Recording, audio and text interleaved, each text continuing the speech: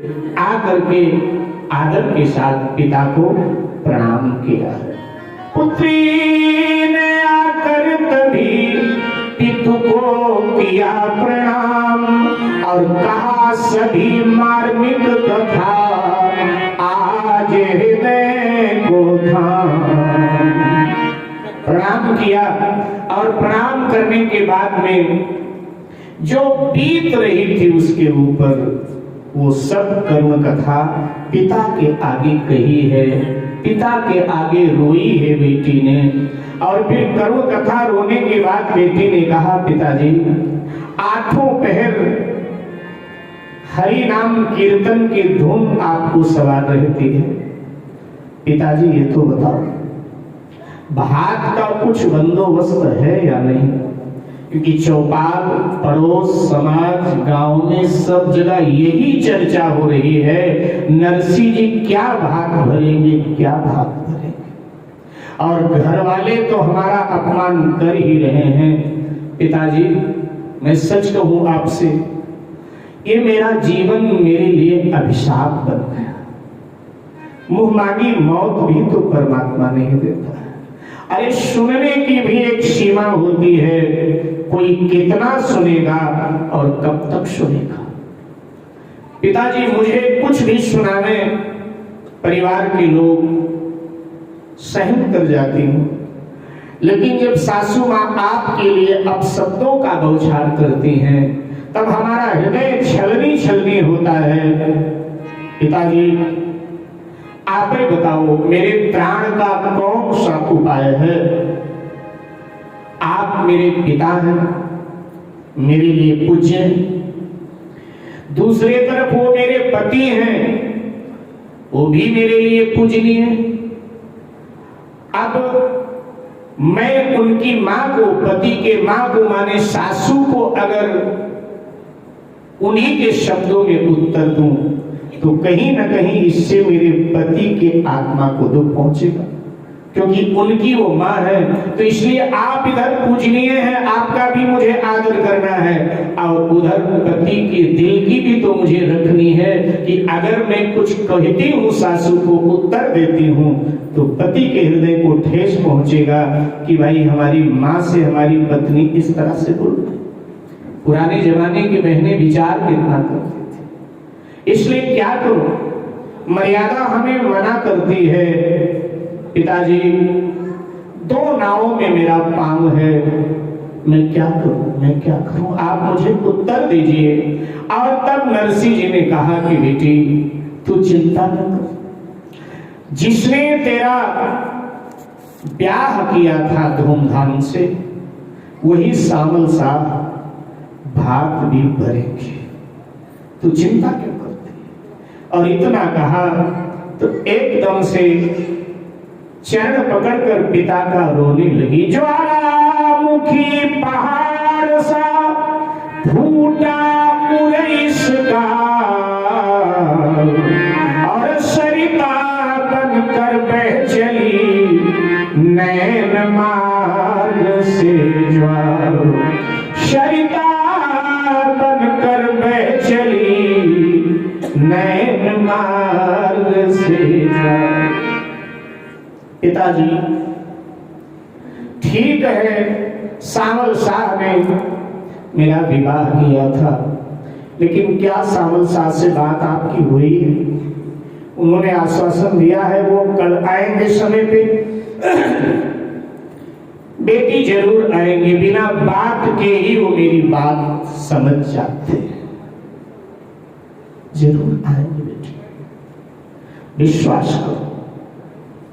नानी बाई कहती है पिताजी कहिए नौका मझधार में न डूब जाए, और हंसी हो, इतनी हंसी तो हो ही रही है, कहीं और हंसी ना हो। तो कहा नहीं तो विश्वास कर उन पर, सब प्रबंध हो जाएगा, इतनी ना हो अधीर, और वही हरेंगे हर समय हरि जिन्होंने पी। वही हरेंगे हर समय जिन्होंने पी। हरि इसलिए कहलाते हरि, दुख दीन जनों का हरते हैं। है उनका नाम भक्त वत्सल, भक्तों की लज्जा रखते हैं। भक्तों की लज्जा रखते हैं, भक्तों की लज्जा रखते हैं, भक्तों की लज्जा रखते हैं, भक्तों की लज्जा रखते हैं।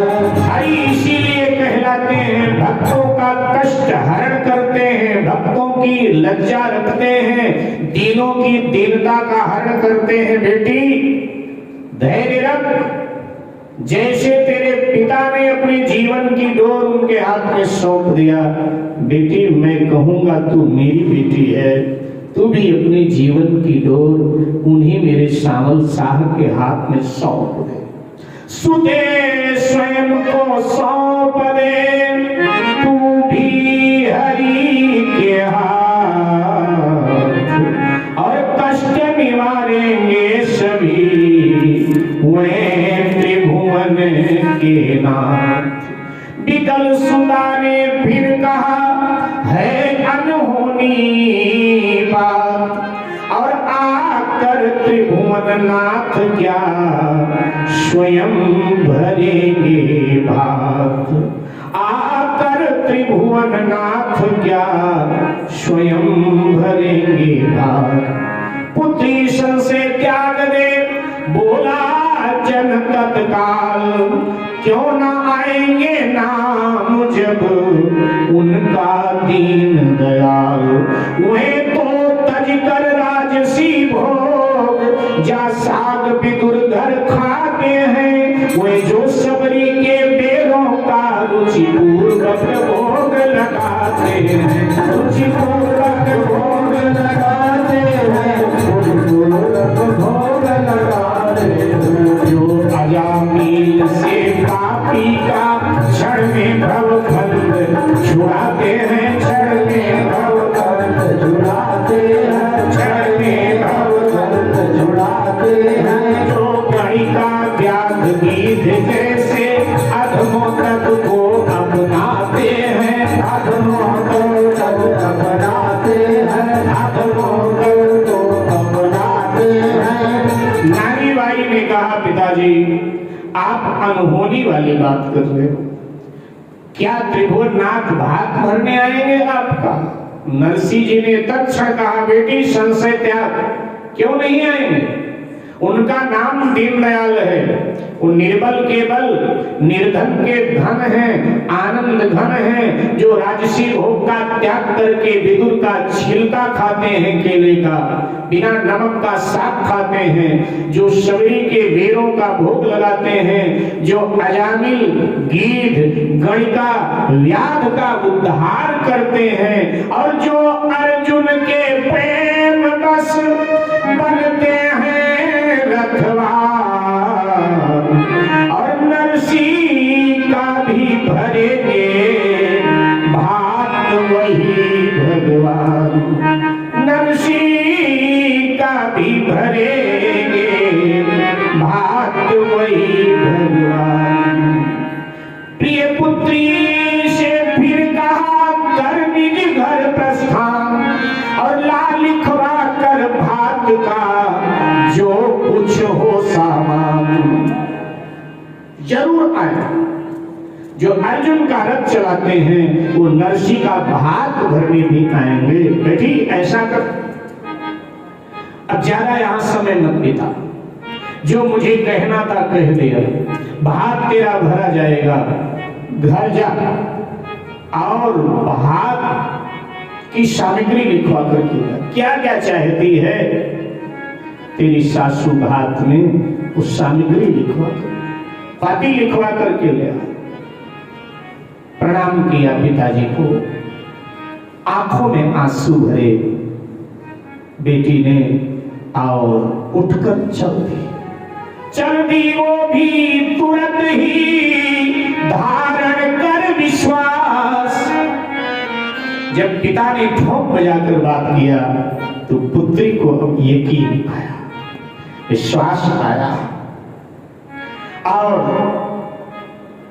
चल पड़ी। चल दी वो भी तुरंत ही धारण कर विश्वास, और लिखवाने को कहा तो फिर झल्लाई सास। पिता के पास सासू के पास आई और सासू के आगे आकर खड़ी हुई। क्या हुआ? क्या कहा भगत जी ने? सामग्री क्या क्या लाए हैं? माँ अभी तो सामग्री कुछ नहीं लाए हैं, लेकिन सामग्री की सूची मंगाई है, जो जो आपको चाहिए। बाद में पिताश्री ने कहा सूची ले आओ, सब प्रबंध हो जाएगा। बैठी थी चौकी पर बूढ़ी, उठ करके खड़ी हुई और घूर करके नानी बाई की ओर देखा और कहा, तेरा बाप ना छोटे मुंह बड़ी बात करता है। संध्या कालिक सूखा बादल, सावन कैसे बन जाएगा? जिसके न भात तक थाली में, वो भात कहाँ से लाएगा? वो भात कहाँ से लाएगा? वो भात कहाँ से लाएगा?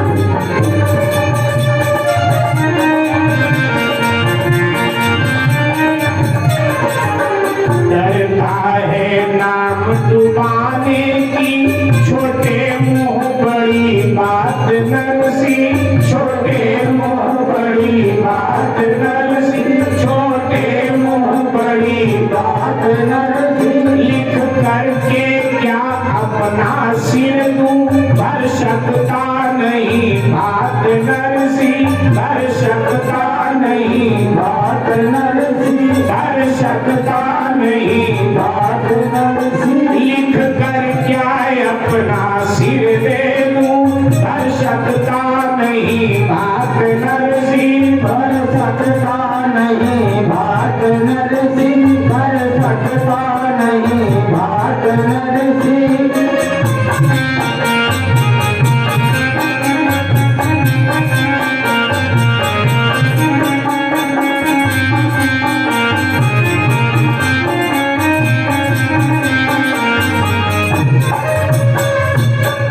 सूखे बादल कभी बरसते नहीं, और जिसके थाली में खाने को भात नहीं। आप सब तो चावल बोलते हैं ना, लेकिन पूरब में, इधर गुजरात में, पूरब में, राजस्थान आदि में कच्चे चावल को चावल बोला जाता है। जो पका होता है ना उसको भात बोलते हैं, पके चावल को भात बोला जाता है। तो कहती है कि जिसके थाली में खाने को भात नहीं, वो तेरा बाप भात कहां से भरेगा? छोटे मुंह से बड़ी बात कर रहा है नरसी। और तब विनम्रता से नानी बाई ने कहा, बोल उठी फिर भी बहू बड़ी शांति के साथ, और भात भरेंगे आनकर उनके सामना। जी उनके कोई शिष्य हैं सावलनाथ, सो वही आकर भात भरे। बड़ी कहानी सुनी है सावल सा, सावल सा। सावल पागल हो गई, तू भी क्या इस काल, और करे शब्द में सास, फिर बोल मुट्ठी तत्काल। डाटा चुप। सावल सा की रट लगाती है जब पागल हो गए। और आप मुनीम को बुलाया, मुनीम आ गया। जी सेठानी जी लिखो, पर्चा बनाओ। अच्छा लिखो मुनीम जी पर्चे पर सामान, और करती वो बरसात की काली घटा समान, करती वो बरसात की काली घटा